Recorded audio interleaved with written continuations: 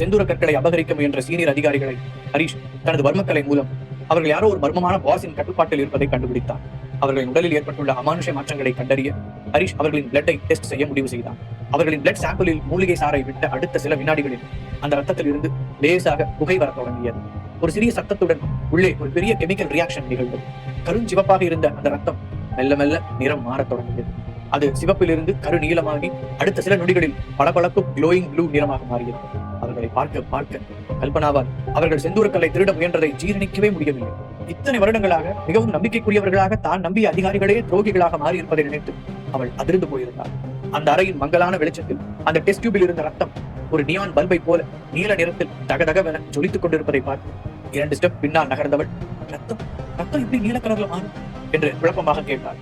அதிர்ச்சியில் உறைந்து சிலையாக நின்ற டாக்டர் தனஞ்சயனும், இது மெடிக்கல் ஹிஸ்டரியே இல்லாத ஒரு அற்புதம், இல்ல இது ஒரு கொடூரம், ஹரிஷ் இது என்ன சயின்ஸ் என்று கேட்டார். ஹரிஷின் கண்கள் அந்த நீல நிற ரத்தத்தை பார்த்து நெருப்பாக தகித்தன. அவனது தாடை இறுகியது. அவன் முகம் இப்போது ஒரு பெரிய போருக்கு தயாரான அசுர தளபதியின் முகமாக மாறியிருந்தது. இது சயின்ஸ்ல டாக்டர், இது ஒரு பயங்கரமான பேரழிவுக்கான சதி. ஹரிஷின் குரல் இரும்பை போல ஒலித்தது. அவனது ஒவ்வொரு வார்த்தையும் அந்த அறையில் இடியென இறங்கியது. உங்க உடம்புல வெறும் வார்த்தைகளால மூலச்சலவை மட்டும் நடக்கும். ஏதோ ஒரு ஆபத்தான கெமிக்கலையோ இல்ல கொடூரமான மூலிகையோ இவங்க ரத்தத்துல கொஞ்சம் கொஞ்சமா கலந்திருக்காங்க. அந்த விஷம் இவங்களோட சொந்த சிந்தனையை, உணர்ச்சிகளை, மனித தன்மையை முழுசா அழிச்சு ஒரு ரோபோ மாதிரி மாத்திருக்கு. இவங்களுக்கு பயம்னா என்னன்னு தெரியாது, கருணைனா என்னன்னு தெரியாது. நீங்க நினைச்ச மாதிரி இது சாதாரண ஹிப்னாட்டிசமோ கிரிமினல் பிரெயின் வாஷோ இல்ல கட்டம். இது ஒரு பயோகெமிக்கல் வார். ஒரு மாபெரும் அழிவுக்கான ஆயுதத்தை நம்ம ஆட்களோட உடம்புக்குள்ளேயே விதைச்சு ஒரு ஸ்லீப்பர் செல் ஆர்மியை எதிரி ரெடி பண்ணிட்டு இருக்காங்க. அந்த வார்த்தைகள் கல்பனாவின் நெஞ்சில் ஈட்டியை போல பாய்ந்தன. நாட்டை பாதுகாக்க வேண்டிய அதிகாரிகளே நாட்டின் அழிவுக்கான உயிருள்ள ஆயுதங்களாக மாற்றப்பட்டிருக்கிறார்கள் என்ற உண்மை அவளை நிலை தடுமாறச் செய்தது. இவங்களை யார் இப்படி மாத்தணும்? இவங்களோட டெய்லி ரொட்டீன்ல எங்க இந்த விஷயம் கொடுக்கப்படுது என்று ராஜன் பதற்றத்துடன் கேட்டான். ஹரிஷ் மீண்டும் அந்த நீல நிற ரத்தத்தை பார்த்தான். இவங்க சொன்ன இடங்களை நல்லா கவனிங்க. வீடு, ஆபீஸ், ஜிம், இதெல்லாம் இவங்க மட்டும் போற இடங்கள். இங்க வேற யாரும் இவங்களை அப்ரோச் பண்ண முடியாது. ஆனா கடைசியா இவங்க சொன்ன ஒரு இடம் மெடிடேஷன் கிளாஸ். மன அமைதிக்காக போற அந்த இடத்துலதான் இவங்களோட மனசை இருப்புக்குள்ள தள்ளுற வேலை நடக்குது, என் உள்ளுணர்வு சொல்லுது என்று கூறினான். ஹரிஷ் திரும்பி ஜீவாவை பார்த்தான். ஜீவா, இந்த 2 அதிகாரிகளையும் நம்மளோட சீக்ரெட் கஸ்டடிக்கு மாத்து. கல்பனா, இவங்க 2 பேரும் ஏதோ ஒரு ரகசிய மிஷனுக்காக அண்டர் கவர்ல போயிருக்காங்கன்னு உங்க டிபார்ட்மெண்ட்ல ரெக்கார்ட் கிரியேட் பண்ணு. இவங்க இங்க மாட்டிக்கிற விஷயம் அந்த பாஸுக்கு தெரியக்கூடாது என்ற ஹரிஷ் தனது ஜாக்கெட்டை மாட்டிக்கொண்டு கம்பீரமாக நடந்தான். அந்த மெடிடேஷன் கிளாஸ் எங்க இருக்கு, அதை யார் நடத்துறாங்கன்னு நான் கண்டுபிடிக்கிறேன். எதிரி எப்பேற்பட்ட கொடூரனா இருந்தாலும் சரி, அவனோட சாம்ராஜ்யத்தை நான் வேற இருக்காம விட மாட்டேன். ஆட்டம் ஆரம்பமாயிருச்சு என்ற ஹரிஷின் கண்கள் வேட்டைக்கு தயாரான சிங்கத்தை போல ஜொலித்தன. அந்த ரகசிய அறையில் நீல நிறமாக மாறிய அந்த ரத்தத்தை பார்த்த கணத்திலிருந்து ஹரிஷின் மூளை பரபரப்பாக செயல்பட தொடங்கியிருந்தது. சாதாரண ஆயுதங்களை விட மனித உடலுக்குள் செலுத்தப்படும் பயோகெமிக்கல் ஆயுதங்கள் 1000 மடங்கு ஆபத்தானவை என்பது அவனுக்கு நன்றாகவே தெரியும். அடுத்த நாள் ஹரிஷின் சீக்ரெட் லேபில் முழுக்க பலவிதமான வரைபடங்கள், போலீஸ் ரிப்போர்ட்டுகள், மருத்துவ குறிப்புகள் சிதறி கிடந்தன. அந்த லேபின் நடுவே இருந்த ஒரு பெரிய கிளாஸ் போர்டில் சிவப்பு நிற மார்க்கரால் பல பெயர்களையும் இடங்களையும் இணைத்து ஒரு பெரிய நெட்வொர்க் மேப்பை உருவாக்கி கொண்டிருந்தான் ஹரிஷ். ஜீவா, ஹரிஷ் கையை நீட்ட ஜீவா ஒரு ஃபைலை அவனிடம் கொடுத்து, இது கல்பனா மேடம் அனுப்பின டேட்டா. கடந்த 2 மாசத்துல எந்தெந்த இடங்கள்ல இளைஞர்கள், அரசு அதிகாரிகள், போலீஸ்காரர்கள் திடீர்னு வயலண்டா நடந்துக்கிட்டாங்க, விசித்திரமா காணாம போயிட்டு திரும்ப வந்திருக்காங்கிற மொத்த லிஸ்டும் இதுல இருக்கு என்று கூறினான். ஹரிஷ் அந்த லிஸ்டை உற்று பார்த்து, இதுல ஒரு பேட்டர்ன் இருக்கு ஜீவா. பாதிக்கப்பட்டவங்க எல்லாரும் சாதாரண ஆட்கள் கிடையாது. உடல் அளவுலையும் மனதளவுலையும் ரொம்ப ஃபிட்டான ஆட்கள்.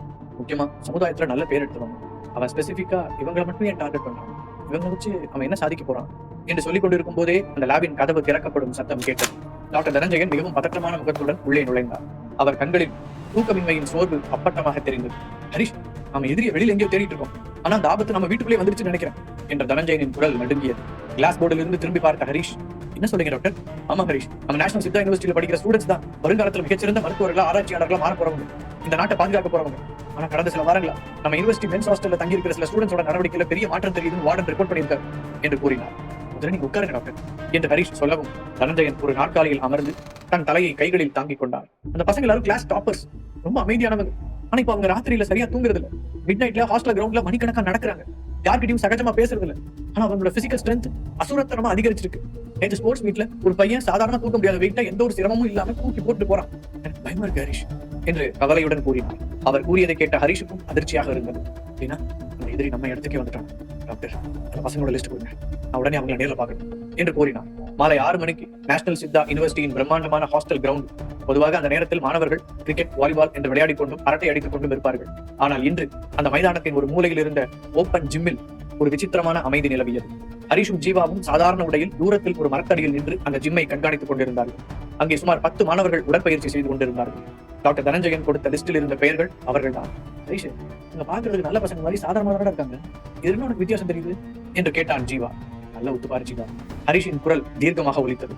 ஒரு மனுஷன் 50 கிலோ வெயிட்டை தூக்கும் போது அவன் முகத்துல ஒரு ஸ்ட்ரெயின் தெரியும், மசில்ஸ் இருக்கும், மூச்சு வாங்கும். ஆனா அவங்க நல்லா பாரு என்று ஹரிஷ் சொல்ல ஜீவா உற்று பார்த்தான். அதில் ஒரு மாணவன் சுமார் 80 கிலோ எடை உள்ள பார்பெல்லை எந்த ஒரு கஷ்டமும் இல்லாமல் ஒரு ரோபோவை போல தொடர்ந்து தூக்கிக் கொண்டிருந்தான்.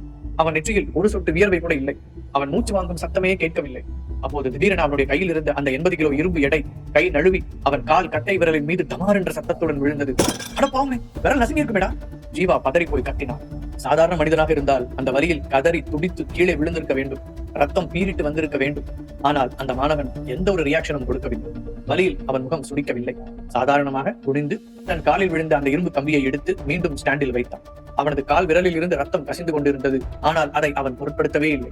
மீண்டும் அடுத்த செட் உடற்பயிற்சியை செய்ய தொடங்கினான். இதை பார்த்த ஜீவா அதிர்ந்து விட்டான். என்னடா இரும்பு மனுஷனா இவன், வலிங்கிற உணர்வே இல்லையா அவனுக்கு என்று கேட்டான். ஹரிஷ் தனது கண்களை சுருக்கி அந்த மாணவனின் முகத்தை ஜூம் செய்வது போல உற்று பார்த்தான். வலி இருக்கு ஜீவா, ஆனா அந்த வலியை மூளைக்கு கொண்டு போற நரம்புகளை ஏதோ ஒண்ணு பிளாக் பண்ணிருக்கு. அவனோட கண்களை பாரு, அதுல உயிரோட்டமே இல்ல, ஒரு விதமான உணர்ச்சியற்ற தன்மை, ஏதோ ஒரு டார்கெட்டை மட்டுமே வெறிச்சு பார்க்கிற ஜாம்பி மாதிரியான கண்கள். இவங்க உடம்பு இங்க இருக்கு, ஆனா இவங்களோட மனசு இவங்களுக்குள்ள இல்ல என்று கூறிய ஹரிஷ் சிறிது நேரம் யோசித்தான். நாளை காலையில இவங்க எல்லாரையும் மெடிக்கல் செக்அப்னு சொல்லி என் கேபின் வர சொல்லி நான் தனித்தனியா விசாரிக்கிறேன் என்று கூறினான். ஓகே ஹரிஷ், நான் அரேஞ்ச் பண்ணிடுறேன் என்ற ஜீவா சொன்னது போலவே அதற்கான ஏற்பாடுகளை செய்து விட்டான். ஹரிஷ் தன்னுடைய கேபினில் ஒரு சீனியர் டாக்டர் என்ற முறையில் தனது வெள்ளை நிற கோட்டை அணிந்து ஸ்டெத்தஸ்கோப்புடன் கம்பீரமாக அமர்ந்திருந்தான். அவனுக்கு எதிரே நேற்று அவர்கள் பார்த்த அந்த மாணவன் அமர்ந்திருந்தான். அவனது கால் விரலில் கட்டு போடப்பட்டிருந்தது. இதுவரை ஹரிஷ் நேஷனல் சித்தா யூனிவர்சிட்டியின் ஸ்டூடெண்ட் என்றுதான் அனைவரும் நினைத்துக் கொண்டிருந்தார்கள். விருச்சகனை அழைத்து நாகமலையிலிருந்து செந்தூர கற்களை ஹரிஷ் எடுத்துக் கொண்டு வந்த பிறகு டாக்டர் தனஞ்சயன் மூலம் ஹரிஷ் இந்த யூனிவர்சிட்டியின் one of the board member, senior doctor என்ற விஷயம் அனைவருக்கும் தெரிந்துவிட்டது. ஹரிஷ் அந்த மாணவனின் கண்களை நேராக பார்த்தான். அந்த பார்வையில் எந்த சலனமும் இல்லை. ஒரு ஆழமான கிணற்றை பார்ப்பது போல இருட்டாக இருந்தது. உன் பேர் என்ன என்ற ஹரிஷின் கேள்விக்கு என் பேரு ரிபு என்று கூறினான். உன் கால் விரலுக்கு என்னாச்சு? இந்த ஜிம்ல வெயிட் விழுந்துச்சாமே, வலிக்குதா? ஹரிஷ் மிகவும் கேஷுவலாக கேட்டான். இல்ல சார், சின்ன அடிதான், பரவாயில்ல என்று ரிபு எந்த உணர்ச்சியும் இல்லாமல் ரோபோ போல பதிலளித்தான். ஹரிஷ் அவனது கையை பிடித்து நாடியை செக் செய்தான். அந்த 2 கமிட்டி அதிகாரிகளுக்கு இருந்தது போலவே ரிபுவின் நாடி துடிப்பும் அபரிமிதமான வேகத்தில் அடித்துக் கொண்டிருந்தன. அவனுடைய ரத்தத்திலும் அந்த சீனியர் ஆபீசர்களுக்கு இருந்தது போலவே ஏதோ ஒரு கெமிக்கல் கலந்திருக்கலாம் என்று ஹரிஷுக்கு புரிந்தது. உன்னோட டெய்லி ரொட்டீன் என்ன ரிபு? காலையில் எத்தனை மணிக்கு எழுந்திருப்பேன் என்று ஹரிஷ் தனது விசாரணையை தொடங்கினான். காலையில் 5 மணிக்கு எழுந்திருப்பேன் சார். 5:30 யோகா, 7 மணிக்கு பிரேக்ஃபாஸ்ட், 8 மணிக்கு கிளாஸ் என்று ரிபு எந்த ஒரு தயக்கமும் இல்லாமல் ஒரு கம்ப்யூட்டரில் இருந்து பிரிண்ட் அவுட் வருவது போல தடையின்றி பேசினான். அது என்ன சாப்பிட்டேன்? ஈவினிங் யார் யாரை மீட் பண்ண? சண்டே எங்க போன என அக்கு வேறு ஆணி வேறாக ஹரிஷ் அவனை கிராஸ் எக்ஸாமினேஷன் செய்தான். ஆனால் ரிபுவின் பதில்களில் எந்த ஒரு தடுமாற்றமும் இல்லை. மனிதர்கள் சாதாரணமாக பேசும்போது யோசித்து பதில் சொல்வார்கள். ஆனால் ரிபு ஒரு ரெக்கார்டட் டேப் போல பேசினான். அவனது அசைவுகள், பேச்சின் வேகம் எல்லாமே ஒரு குறிப்பிட்ட ப்ரோக்ராம் செட் செய்யப்பட்டது போல இருந்தது. ஹரிஷ் ரிபுவை அனுப்பிவிட்டு அடுத்தடுத்த மாணவர்களை உள்ளே அழைத்தான். அடுத்து வந்த 5 மாணவர்களையும் அதே போல துருவி விசாரித்தான். காலை எழுவது முதல் இரவு தூங்குவது வரையிலான அவர்களது நடவடிக்கைகளை கேட்டறிந்தான். சிறிது நேரம் கழித்து ஹரிஷின் ரூமுக்குள் ஜீவா வந்தான். ரூமின் நடுவில் இருந்த அந்த பெரிய கிளாஸ் போர்டில் ஏராளமான புகைப்படங்கள், வரைபடங்கள், போலீஸ் ரிப்போர்ட்டுகள் மற்றும் மருத்துவ குறிப்புகள் ஒட்டப்பட்டிருந்தன. அந்த லேபின் மங்கலான வெளிச்சத்தில் மேஜை மீது டெஸ்ட் டியூபில் இருந்த விக்ரமின் அந்த நீல நிற ரத்தம் இன்னும் லேசாக ஒளிர்ந்து கொண்டிருந்தது. ஹரிஷ் தனது கைகளில் ஒரு கருப்பு நிற மார்க்கரை வைத்துக் கொண்டு அந்த கிளாஸ் போர்டையே வெறித்து பார்த்துக் கொண்டிருந்தான். அவனது கண்கள் அசாத்தியமான வேகத்தில் தகவல்களை அலசிக் கொண்டிருந்தன. அந்த ரூமின் ஒரு மூலையில் சோஃபாவில் அமர்ந்திருந்த ஜீவா, ஹரிஷ், நீ எவ்வளவு நேரம் இந்த போர்டையே முறைச்சு பார்த்துட்டு குழம்பிருக்குது என்று கேட்டான். ஹரிஷ் கிளாஸ் போர்டில் இருந்து பார்வையை திருப்பாமல், ஒரு சாதாரண கிரிமினலோட மூளையை ஈஸியா கணிச்சிடலாம் ஜீவா, ஆனா இந்த ரெக்கார்டுக்கு பின்னாடி இருக்கிற அந்த பாஸ் ரொம்ப பிரில்லியன்ட். அவன் செஞ்சிருக்கிற தப்புல ஏதாவது ஒரு சின்ன லூப் ஹோல் கிடைக்காதான்னு தேடிட்டு இருக்கேன் என்றான். ஹரிஷ் கிளாஸ் போர்டின் இடது பக்கம் இருந்த மகாசித்த கமிட்டி அதிகாரிகளின் போட்டோக்கள் இருந்தது. வலது பக்கம் நேஷனல் சித்தா யூனிவர்சிட்டியை சேர்ந்த ரிபு உட்பட 5 மாணவர்களின் புகைப்படங்கள் இருந்தன. ஜீவா, இவங்க 2 குரூப்பையும் நல்லா பாரு. சித்த கமிட்டி சீனியர் ஆபீசர்ஸ் 2 பேரும் 35 வயசை தாண்டின சின்சியர் இன்டெலிஜென்ஸ் ஆபீசர்ஸ். இவங்க கிட்ட இருக்கிற அதிகாரம் வேற. ஆனா வலது பக்கம் இருக்கிற பசங்க 22 வயசான காலேஜ் ஸ்டூடெண்ட்ஸ். இவங்க 2 பேரோட உலகமும் வேற வேற. ஒருத்தருக்கு எந்த சம்பந்தம் இல்லாதவங்க. ஆனா இவங்க 7 பேரோட ரத்தத்திலையும் ஓடுற அந்த நீல நிற விஷம் ஒண்ணுதான். இவங்க 7 பேரோட மூளையும் கண்ட்ரோல் செய்யப்படுற விதம் ஒரே மாதிரி இருக்கு என்று ஹரிஷ் தீர்க்கமாக சொன்னான். ஜீவா எழுந்து வந்து போர்டை பார்த்து, ஆமா ஹரிஷ், இவங்க எங்க மீட் பண்ணிட்டாங்க, எப்படி இவங்க எல்லாருக்கும் ஒரே கெமிக்கல் கொடுக்கப்படுது என்று கேட்டான். அதற்காக தேடிட்டு என்ற ஹரிஷ் போர்டின் நடுவே எழுதப்பட்டிருந்த ஒரு நீண்ட பட்டியலை காட்டினான். நேஷனல் சித்தா யூனிவர்சிட்டியை சேர்ந்த மாணவர்கள் சிலரும் எதிரிகளால் பிரெயின் வாஷ் செய்யப்பட்டிருப்பதை ஹரிஷ் கண்டுபிடித்தான். அனைத்து மாணவர்களுக்கும் எப்படி ஒரே இடத்தில் கெமிக்கல் கொடுக்கப்படுகிறது என்று ஹரிஷ் யோசித்தான். இவங்க எல்லாரோட டெய்லி ரொட்டீன்ல இருக்கிற பொதுவான விஷயங்களை நான் கம்பேர் பண்ணி பார்த்தேன். இவங்க எல்லாருமே போற பேங்க் வேற, ஜிம் வேற, சாப்பிடுற ஹோட்டல் வேற. ஆனா இது எல்லாத்தையும் ஃபில்டர் பண்ணா மிஞ்சுறது ஒரே ஒரு இடம் தான் என்ற ஹரிஷ் ஒரு பெரிய போர்டில் அந்த 5 மாணவர்களின் தினசரி டைம் டேபிளையும் எழுதி வைத்திருந்தார். அப்படி அவங்க எல்லாரும் எந்த இடத்துக்கு போறாங்க என்று ஜீவா ஆர்வத்துடன் கேட்க, ஹரிஷ் சிவப்பு நிற மார்க்கரால் போர்டின் நடுவே இருந்த ஒரு குறிப்பிட்ட வார்த்தையை பெரிய வட்டமிட்டான். முக்தி தியான மையம். தியான மையம்? தியானம் பண்ற இடத்துல போய் யார் இப்படி ஒரு பயோகெமிக்கல் அட்டாக் பண்ணுவாங்க? அங்க போனா மனசு அமைதியாகும் தானே எல்லாரும் போவாங்க என்று ஜீவா ஆச்சரியத்துடன் கேட்டான். ஹரிஷின் உதடுகளில் ஒரு புன்னகை தோன்றியது. அங்கதான் ஜீவா, எதிரியோட மாஸ்டர் மைண்ட் இருக்கு. ஒரு மனுஷனுக்கு விஷத்தை சாப்பாட்டுல கலந்து கொடுத்தா அவனுக்கு சந்தேகம் வந்துடும். ஊசி மூலமா போட்டா தடம் தெரிஞ்சிடும். ஆனா பிரெயின் வாஷ் பண்றதுக்கு உலகத்திலேயே மிகச்சிறந்த இடம் ஒரு தியான மையம் தான். ஹரிஷ் போர்டின் அருகில் சென்று, மெடிக்கல் சயின்ஸ்ல மூளையோட அலைகளை 4 வகையா பிரிப்பாங்க. நாம முடிச்சுட்டு இருக்கும்போது பீட்டா ஸ்டேட்ல இருப்போம். அப்போ நம்ம மூளை எல்லாத்தையும் லாஜிக்கா யோசிக்கும். ஆனா நாம ஆழமான தியானத்துக்கு போகும்போது நம்ம மூளை லாஜிக்கா யோசிக்கிற திறன் குறைஞ்சு சப்கான்சியஸ் மைண்ட் ஓப்பன்ல இருக்கும். அந்த ஸ்டேட்ல காத்துல ஏதோ ஒரு கெமிக்கலையோ அல்லது மூலிகை வாசனையோ கலந்து விட்டு கூடவே ஒரு குறிப்பிட்ட ஃப்ரீக்வன்சில சத்தத்தை கொடுத்தா மனுஷனோட மூளை அவனையே அறியாம ஹிப்னாட்டிசம் ஆகுற மாதிரி லாக் ஆயிடும். அப்ப எதிரி என்ன கமெண்ட் கொடுத்தாலும் மூளை அதை வேதவாக்கா ஏத்துக்கும் என்று கூறினார். ஹரிஷ் கூறியதை கேட்ட ஜீவாவுக்கு பகீர் என்றது. அப்படின்னா இந்த முக்தி தியான மையம்ங்கிறது மன அமைதிக்கான இடம் இல்ல, அது ஒரு மனிதர்களை ரோபோவா மாத்திர ஃபேக்டரியா என்று ஜீவா கேட்டான். எக்ஸாக்ட்லி. இந்த 7 பேரும் ஒவ்வொரு சாட்டர்டே அண்ட் சண்டே மதியம் 2 மணில இருந்து 5 மணி வரைக்கும் இந்த முக்தி தியான மையத்துக்கு போயிருக்காங்க. அந்த 3 மணி நேரத்துல தான் அவங்க ரத்தத்துல ஏதோ கலக்கப்பட்டது. அவங்களோட ஒரிஜினல் நினைவுகள் அழிக்கப்பட்டு வேறொருத்தரோட கட்டளைகள் ப்ரோக்ராம் செய்யப்பட்டது என்று ஹரிஷ் கூறினார். அந்த முக்தி தியான மையம் எங்க இருக்கு, அதை யார் நடத்துறா என்று ஜீவா ஆர்வத்துடன் கேட்க, அதைத்தான் நாம் இப்ப கண்டுபிடிக்க போறோம். அந்த தியான மையத்தோட டீடைல்ஸ் முழுசாயிடு என்று ஹரிஷ் கூறினார். ஜீவா உடனடியாக லேப்டாப்பில் முக்தி மெடிடேஷன் சென்டர் என்று டைப் செய்து தேடத் தொடங்கினார். அவனது விரல்கள் கீபோர்டில் மின்னல் வேகத்தில் நடனமாடின. பல இணையதளங்கள், அரசாங்க பதிவேடுகள், கார்பரேட் டேட்டா பேசஸ் என அனைத்தையும் சல்லடை போட்டு சலித்தான். இரவு முழுவதும் சர்ச் செய்த ஜீவாவுக்கு எதுவும் கிடைக்கவில்லை. உடனே அவன் சென்னையில் ஹரிஷின் ஹெர்பல் மெடிசன் கம்பெனியில் இருக்கும் கம்ப்யூட்டர் எக்ஸ்பர்ட்டான யாழினிக்கு கால் செய்து தகவல் தெரிவித்தான். உடனே யாழினி தன் சூப்பர் கம்ப்யூட்டருடன் களத்தில் இறங்கினாள். அடுத்த சிறிது நேரத்தில் முக்தி மெடிடேஷன் சென்டர் பற்றி தான் கண்டுபிடித்த விவரங்களை ஜீவாவின் மெயில் அட்ரஸுக்கு அனுப்பி வைத்தார். அதை பார்த்த ஜீவாவின் முகம் அதிர்ச்சியில் உறைந்தது. கண்களை இமைக்க மறந்து ஸ்கிரீனை பார்த்த ஜீவா, ஹரிஷ் இங்க வந்து பாரு என்று பதட்டமாக கூறினார். ஹரிஷ் உடனே லேப்டாப் திரையை பார்த்தான். திரையில் முக்தி மெடிடேஷன் சென்டரின் கிளைகள் இந்தியா மேப்பில் சிவப்பு நிற புள்ளிகளாக தெரிந்தன. இந்த மெடிடேஷன் சென்டருக்கு 1, 2 இல்ல ஹரிஷ், சென்னை, பெங்களூர், ஹைதராபாத், மும்பை, டெல்லின்னு இந்தியா முழுக்க கிட்டத்தட்ட 150 பிரான்ச்சஸ் இருக்கு. ஒவ்வொரு பிரான்ச்லயும் குறைஞ்சது 500 பேர் தியானம் கத்துக்க வராங்க. அப்ப கணக்கு போட்டு பாரு, லட்சக்கணக்கான மக்கள் இந்த வலையில சிக்கியிருக்காங்க என்று ஜீவா கூறினார். தன் கண்களை சுருக்கிய ஹரிஷ், ஒரு சாதாரண தியான மையம் இவ்வளவு பெரிய நெட்வொர்க்கா வளர முடியாது. இதுக்கு பின்னாடி பல ஆயிரம் கோடி பணம் புழங்குது. இதுக்கு ஓனர் யாருன்னு பாரு ஜீவா. கவர்மெண்ட் ரெக்கார்ட்ல இது யாரோட பேர்ல ரெஜிஸ்ட்ரேஷன் ஆயிருக்குன்னு யாழினியை செக் பண்ண சொல்லு என்று கூறினார். உடனே தனது ஹேக்கிங் திறமையை முழுமையாக பயன்படுத்தி கவர்மெண்ட் கார்பரேட் ரெஜிஸ்ட்ரியை ஹேக் செய்து பார்த்த யாழினி, இது முக்தி சேரிட்டபிள் ட்ரஸ்ட்னு ஒரு ட்ரஸ்ட் பேர்ல ரெஜிஸ்டர் ஆயிருக்கு. ஆனா இதோட ஃபவுண்டர் டைரக்டர் எல்லாமே தமிழ் பேர்ல இருக்கு. ஒருத்தரோட Aadhaar card, PAN card details கூட ஒரிஜினல் கிடையாது, எல்லாமே ஃபேக் ஐடி என்று ஹரிஷிடம் கூறினார். அதை கேட்ட ஜீவா மற்றும் ஹரிஷின் குழப்பம் இன்னும் அதிகமானது.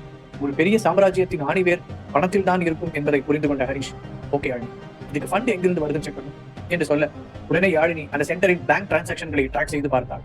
அதை பார்த்து அவளுக்கே தலை சுற்றுவது போல இருந்தது. இதோட ஃபண்டிங் சோர்ஸை என்னால ட்ராக் பண்ண முடியல. மொரிஷியஸ், சைப்ரஸ், பல வெளிநாடுகள்ல இருக்கிற ஷெல் கம்பெனிஸ் மூலமா கிரிப்டோ கரன்சியா பணம் உள்ள வருது. அது ஹவாலா மூலமா இந்தியா முழுக்க டிஸ்ட்ரிபியூட் ஆகுது. நம்ம கவர்மெண்டோட எந்த ஒரு இன்டெலிஜென்ஸ் ரேடார்லையும் சிக்காத வகையில ரொம்ப பக்காவா பிளான் பண்ணி இந்த ரெக்கார்ட் உருவாக்கியிருக்காங்க. வேற ஏதாவது டீடைல்ஸ் தேவைப்படுதா என்று கேட்டார். எஸ் யாழினி, நீ தொடர்ந்து இந்த மெடிடேஷன் சென்டர் ட்ராக் பண்ணிக்கிட்டே இரு. ஏதாவது இம்பார்ட்டன்ட் நியூஸ் கிடைச்சா உடனே இன்ஃபார்ம் பண்ணு என்று ஹரிஷ் கால் கட் செய்தான். ஹரிஷ், இது ஒரு சாதாரண நெட்வொர்க் மாதிரி எனக்கு தெரியல. இது ஒரு கோஸ்ட் நெட்வொர்க். கவர்மெண்ட் ரெஜிஸ்டர் எதுலையுமே இப்படி ஒரு அமைப்போ அதோட தலைவனோ இருக்கிறதா என்ற ரெக்கார்டும் இல்லை. நிழல் மாதிரி செயல்படுற ஒரு பெரிய சாம்ராஜ்யம் என்று ஜீவா கூறினார். அதை கேட்ட ஹரிஷ் நீண்ட நேரம் அமைதியாக நின்றான். அவனது மூளை பல விஷயங்களை இணைத்து பார்த்தது. இந்த டார்க் நெட்வொர்க், அந்த நீல நிற பயோகெமிக்கல் ரத்தம், பிரெயின் வாஷ் செய்யப்பட்ட முக்கியமான அதிகாரிகள் மற்றும் இளைஞர்கள் ஆகிய அனைத்து விஷயங்களையும் லிங்க் செய்து பார்த்தான். அப்போது அவனுக்கு இது வெறும் பணத்துக்காக நடக்கும் சதி கிடையாது, இதற்கு பின்னால் வேற ஏதோ ஒரு பெரிய நோக்கம் இருக்கிறது என்று புரிந்தது. இந்த நெட்வொர்க்கோட தலைவன் காசுக்காக இதை செய்ய வச்சுப்பான். அவன் ஒரு ரகசிய ராணுவத்தை உருவாக்கிக்கிட்டு இருக்கான். நம்ம நாட்டில் இருக்கிற மிகச்சிறந்த மூளைகளையும் பலசாலிகளான இளைஞர்களையும் அரசாங்க அதிகாரிகளையும் தன்னோட அடிமைகளை மாற்றி ஒட்டுமொத்த அரசாங்கத்தையும் தன்னோட கண்ட்ரோலுக்கு கொண்டு வரதான் அவனோட மாஸ்டர் பிளான். எந்த ஒரு ஆயுதமும் இல்லாம, எந்த ஒரு குண்டு வெடிக்காம இந்த நாட்டை அமைதியா ஆக்கிரமிக்க பார்த்தான் என்று ஹரிஷ் தெளிவாக கூற, நம்ம என்ன பண்றது, போலீஸ்ல கம்ப்ளைண்ட் கொடுக்கலாமா? ஜீவா பதற்றத்துடன் கேட்டான். யாரும் நம்பி கம்ப்ளைண்ட் பண்றது? போலீஸ் டிபார்ட்மெண்ட்ல இருக்கிற அதிகாரிகள் கூட அந்த எதிரியோட ப்ளூ பிரிண்ட் அடிமையா இருக்கலாம். இந்த நெட்வொர்க்கோட வேறு எங்க இருக்குன்னு தெரியாம நம்ம மேலாப்ல வெட்டினா அதை திருப்பி நம்மளையே சுத்தி வளைச்சிடும் என்று ஹரிஷ் சிரித்தான். அப்போ வெளியில இருந்து இந்த நெட்வொர்க்கை உடைக்க முடியாதா என்று ஜீவா கவலையுடன் கேட்க, முடியாது ஜீவா, ஒரு கோட்டையை அழிக்கணும்னா வெளியில இருந்து கல்லெறியக்கூடாது, கோட்டைக்குள்ளேயே ஊடுருவி அதோட அடித்தளத்தில் வெடிகுண்டு வைக்கணும் என்று ஹரிஷ் கூறினார். ஜீவாவுக்கு ஹரிஷின் திட்டம் புரிந்துவிட்டது. என்ன ஹரிஷ், அப்படின்னா நாம அந்த மெடிடேஷன் சென்டருக்கு போகிறோம். அங்க போனா அவனுக்கு நம்மளையும் பிரெயின் வாஷ் பண்ணி அந்த ப்ளூ பிளட் ஜாம்பியா மாத்திருவாங்க. இது கிட்டத்தட்ட சூசைட் பண்ணிக்கிற மாதிரி என்று ஜீவா கூறினான். ஜீவாவின் தோளில் தட்டி கொடுத்த ஹரிஷின் கண்களில் ஒரு அசைக்க முடியாத தன்னம்பிக்கை தெரிந்தது. டோன்ட் வரி ஜீவா, சாதாரண மனுஷன் அங்க போனா ஜாம்பியா மாறுவோம். ஆனா நாம 2 பேரும் நம்ம கிட்ட இருக்கிற ஹெர்பல் மெடிசன் மீறி நம்மளோட மூளையை யாராலையும் கண்ட்ரோல் பண்ண முடியாது. நீ உடனே வேற பேர்ல நம்ம 2 பேருக்கும் ஃபேக் ஐடி ரெடி பண்ணு. நாளை காலையில நம்ம ஹைதராபாத்ல இருக்கிற முக்தி மெடிடேஷன் சென்டரோட மெயின் பிரான்ச்சுக்கு சாதாரண ஆட்கள் மாதிரி போகிறோம். அங்க என்ன நடக்குதுன்னு நாமளே நேர்ல பார்க்க போறோம் என்று கூறினான். அதை கேட்ட ஜீவா தலையை அசைத்தான். ஹைதராபாத் நகரின் பரபரப்பை விட்டு ஒதுக்குப்புறமாக ஒரு பிரம்மாண்டமான பரப்பளவில் அமைந்திருந்தது அந்த இடம். வெள்ளை நிற பளிங்கு கற்களால் கட்டப்பட்ட பிரம்மாண்டமான என்ட்ரன்ஸில் தங்க நிற எழுத்துக்களில் முக்தி தியான மையம் தலைமைச் செயலகம் என்று எழுதப்பட்டிருந்தது. வெளி உலகின் எந்த சத்தமும் உள்ளே நுழையாதபடி ஒரு அமைதியான சொர்க்கம் போல அந்த இடம் இருந்தது. அந்த கட்டிடத்திற்கு முன் ஒரு லக்ஸுரி கார் வந்து நின்றது. அதிலிருந்து ஹரிஷும் ஜீவாவும் கம்பீரமாக இறங்கினார்கள். அவர்கள் இருவரும் கார்ப்பரேட் பணியாளர்களைப் போல ஆடை அணிந்திருந்தனர். ஹரிஷின் முகத்தில் ஒரு கூலரும் ஷோல்டரில் ஒரு லேப்டாப் பேக்கும் இருந்தது. ஜீவாவும் அதே போல ஒரு ஐடி ஊழியர் கெட்டப்பில் இருந்தான். தன்னைத்தானே ஒரு முறை பார்த்துக் கொண்ட ஜீவா, ஹரிஷ் இந்த கெட்டப்பெல்லாம் நல்லா தான் இருக்கு, எனக்கு என்ன ஒரு முறை பழக்கமா இருக்கு, நாமளும் அவங்க வலையில போய் சிக்கிக்க மாட்டோம்ல என்று ஜீவா கிசுகிசுப்பான குரலில் கேட்டான். ஜீவா, பெங்களூர்ல ஒரு பெரிய சாஃப்ட்வேர் கம்பெனில வேலை செய்யணும். கடுமையான மன அழுத்தம் காரணமா தியானம் கத்துக்க இங்க வந்திருக்கோம். இதுதான் நம்ம பேக்ரவுண்ட். ஒரு ஃபேக் ஐடி, ஆதார் கார்டு எல்லாம் பக்க ஒரிஜினல் மாதிரியே யாரும் ரெடி பண்ணியிருக்காங்க. ஒரு கேஷுவலா என்று ஹரிஷ் கம்பீரமாக உள்ளே நடந்தான். என்ட்ரன்ஸில் இருந்த செக்யூரிட்டிகள் அவர்களை தடுத்து நிறுத்தி மெட்டல் டிடெக்டர் கொண்டு சோதனை செய்தனர். ஹரிஷ் மிகவும் இயல்பாக தனது ஃபேக் ஐடியை காட்டினான். அந்த செக்யூரிட்டி அதை ஸ்கேன் செய்துவிட்டு எந்த உணர்ச்சியும் இல்லாத முகத்துடன் உள்ள போங்க, ரிசப்ஷன்ல உங்களுக்கான என்ட்ரி ஃபார்ம் கொடுப்பாங்க என்று இயந்திரத்தனமாக சொன்னான். உள்ளே நுழைந்ததும் அந்த ஆசிரமத்தின் பிரம்மாண்டத்தை பார்த்து அவர்கள் இருவரும் திகைத்து விட்டார்கள். எங்கு பார்த்தாலும் பசுமையான மரங்கள், புல்வெளிகள், ஆங்காங்கே தியானம் செய்வதற்கான சிறு சிறு மண்டபங்கள், காற்றில் தவழ்ந்து வரும் மெல்லிய புல்லாங்குழல் இசை என அந்த இடமே ஒரு தெய்வீகமான டிவைன் வைப்ரேஷனில் இருந்தது. ஹரிஷ், இந்த இடத்தை பார்க்க எவ்வளவு அமைதியா ரம்மியமா இருக்கு பாருங்க, இங்கே அந்த பயோகெமிக்கல் தீவிரவாதம் நடக்குது? ஜீவா ஆச்சரியமாக கேட்டான். ஆனால் ஹரிஷின் கண்கள் அந்த அழகை ரசிக்கவில்லை. அவனது கூர்மையான கழுகு பார்வை அங்கு வேலை செய்யும் ஆட்களின் பாடி லாங்குவேஜை ஸ்கேன் செய்து கொண்டிருந்தது. அமைதி எப்பவுமே ஆபத்தானது ஜீவா. அந்த மரத்தடியில புல் வெட்டிக்கிட்டு இருக்கிற தோட்டக்காரன் பாரு, ஹரிஷ் மெல்லிய குரலில் சொன்னான். ஜீவா அங்கு பார்த்தான். ஒரு நபர் பெரிய கத்திரிக்கோலை வைத்து செடிகளை வெட்டி கொண்டிருந்தான். அவன் கையை பாரு, ஹரிஷ் சொல்ல ஜீவா உற்று கவனித்தான்.